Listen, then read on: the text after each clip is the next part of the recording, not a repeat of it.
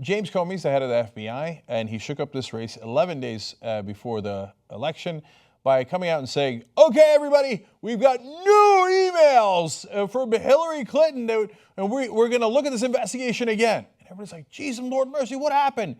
This is amazing. Okay, and all the Republicans immediately with their press releases, the FBI has reopened the investigation. Donald Trump triumphant, and of course going around saying, I told you, she's done even more things, and this is not at all settled. Now, a couple of days later, let me give you the actual facts of what we know, and then you will see why we call him now Comey the Clown. And it's not just because he's our Comey. So, first off, let's give you the details. Investigators found 650,000 emails on a laptop that they believe was used by former Representative Anthony Weiner and his estranged wife, Huma Abedin, a close Clinton aide. And the underlying metadata suggests thousands of those messages could have been sent to or from the private server that Mrs. Clinton used while she was Secretary of State, according to people familiar with the matter. So first now, let me issue a correction from our show on Friday and what we got wrong. We went with a report from Newsweek, which claimed that it was from NBC as well. Kurt Eichenwald, in specific, had sent this tweet. Folks, Tom Winter and Pete Williams, NBC of NBC, ones out there other than Newsweek reporting this correctly, saying we're the only ones who are getting it right. 3 emails, none withheld as to the number of emails. He later retracted too late after we'd run with the story, and so much of the press had run with the story. Have to amend earlier tweet, not sure if NBC report on number of emails is correct. However, Clinton withheld none of them, and Comey has to report. No, wait now, all of a sudden you're saying that NBC's report, but Kurt, that was also your report. And that's what a lot of people ran with. He said, again, the 3 emails thing is not correct. The rest of my information is. New details coming soon. Look, Kurt Eichenwald has written some really interesting and accurate pieces about Donald Trump in this campaign season. He's also been at times quite hacky for the Hillary Clinton campaign, and this was one of them. Okay, note to self, never trust a Kurt Eichenwald tweet. And so it turns out it is not 3 emails. It is 650,000 emails. Now, that doesn't make it worse. It's not like, oh my God, she broke the law 650,000 times. No. That's the number of emails they have to investigate to see if there's anything in them at all. And as you're about to see, they have no frickin' idea.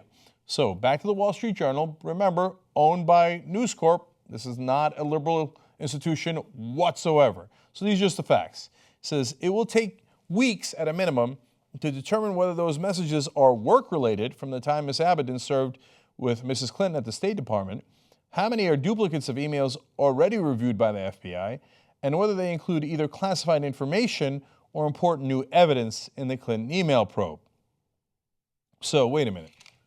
You guys have no idea what's in the emails. In fact, they go on to say, officials had to await a court order to begin reviewing the emails, which they received over the weekend, according to a person familiar with the matter, because they were uncovered in an unrelated probe of Mr. Weiner. Okay, this is the most important thing.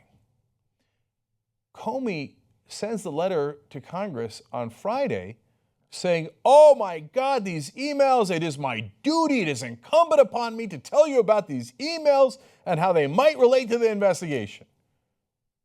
It turns out he hasn't read any of them.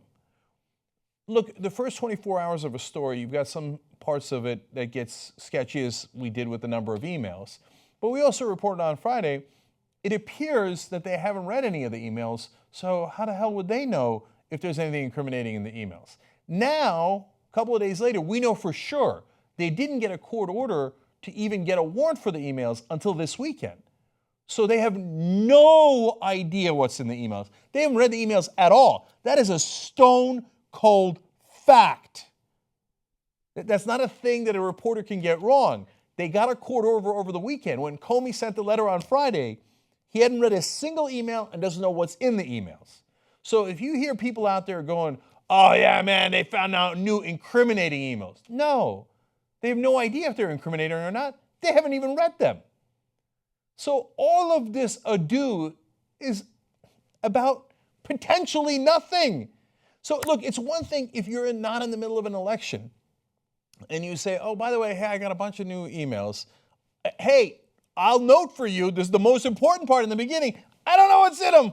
I don't know what's in them at all. I have no idea if they're incriminating or not, but it is connected to one person who is connected to another investigation.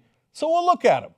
And I'll get back to you in a couple of weeks or a couple of months after we look through 650,000 emails. It's another thing to like put up a red flag as Comey did, like, oh my God, here we go, we've got new emails. But you didn't say you didn't read them. You didn't say that you have no idea what's in them. So you think you do that 11 days before an election and that you're going to be correctly interpreted as to what was in your head when you wrote that incredibly vague letter and you don't know what you're doing?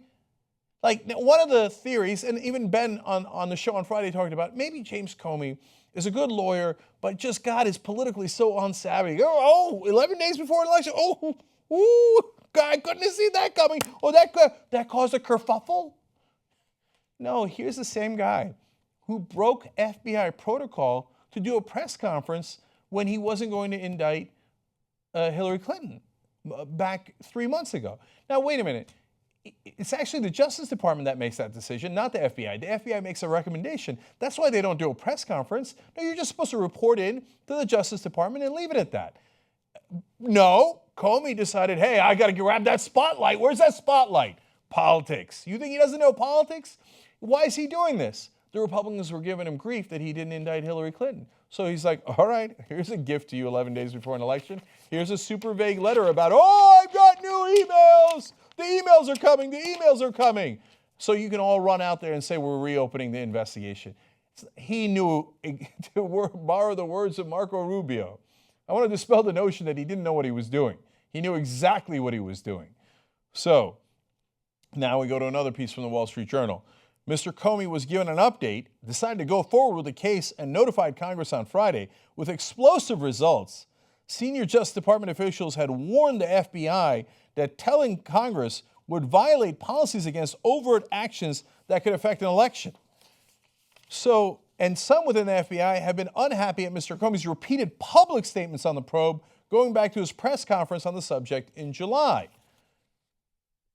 It's not like he wasn't aware. People at the Justice Department said, don't send the letter. First of all, it might violate the Hatch Act. And you can't, as a government official, influence an election like this. And there is rules on not saying anything like this 60 days before an election for fear that you might influence the election, that if you're going to have a statement, you should be absolutely careful about what you're doing and know all of your facts. That's why you don't come out right before an election and go, I mean, I don't know what the hell's going on, but fire, fire! You're yelling fire inside a crowded theater. You're telling me a guy who's been through all of these different things, the Bush administration where he worked under John Ashcroft, and now the Obama administration, and a guy who sets up press conferences he shouldn't, is politically unsavvy? No. He knew. And so, and the Justice Department warned him, and he did it anyway. He sent that letter to get exactly this reaction. He didn't send it despite this reaction. He sent it because of this reaction. All right, now, Comey's explanation afterwards is, we don't ordinarily tell Congress about an ongoing investigations. Yeah, so you might have thought twice here.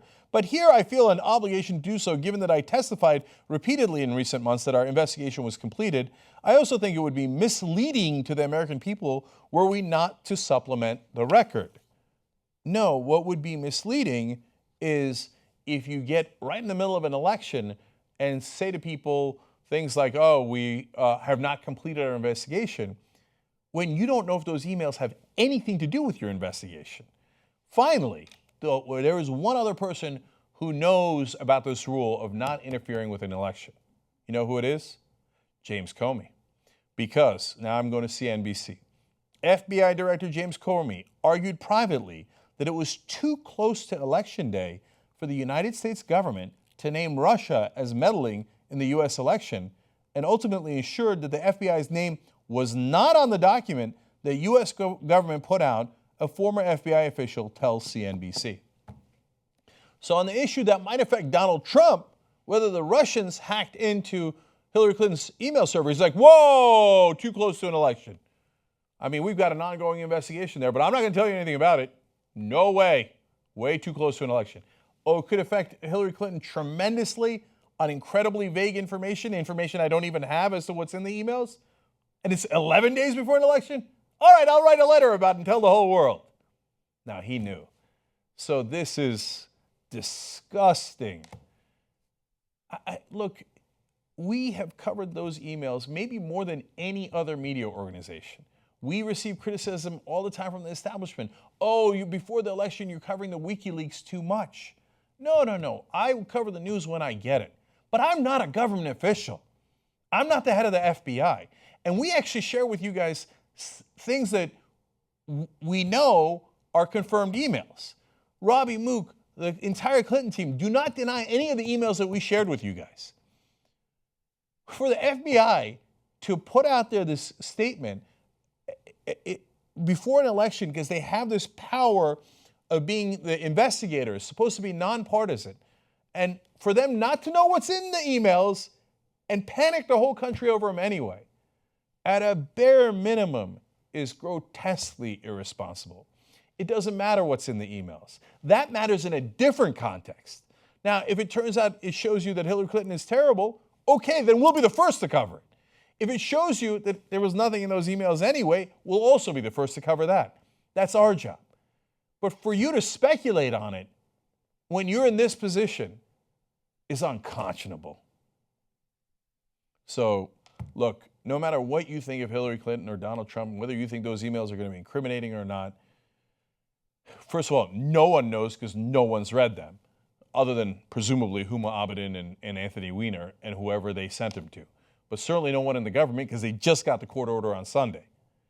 No matter what you think of those emails, later when we find out what's actually in them, you can't be in favor of this. If you're a Trump supporter, would you want the head of the FBI coming out right before the election going, I have really incriminating stuff about Trump, maybe, but it could be really incriminating. I don't know what's in it, but it's super, hey, everybody, make sure you pay attention to this. The investigation continues. No, you would yell from the rooftops, rigged. And here, it shouldn't matter if it happens to Hillary Clinton or Donald Trump. So if you now think, oh, that's great that James Comey did this, then you're absolutely biased. You can't see straight no matter who you're supporting. And by the way, now there are countless Republicans that have come out. People like Alberta Gonzales, people like the former head of the White House Ethics Council under George W. Bush coming out going, an FBI official doing this before an election when he has no information is, just as I've been saying, Republicans, Democrats, anyone with principles says unconscionable, totally unacceptable. And then we hear, well, it might not affect the election. That is not it might swing it 2 or 3 points, which could affect an enormous number of swing states. No, even if it was a blowout and it didn't affect the election, an attempt to affect the election is still horrific. It's horrific by any standard. You know what? This is how I believe, okay? I'm from the old school. And the old school is also part of the Young Turks Network. Get the whole network by becoming a member today. tytnetwork.com/join.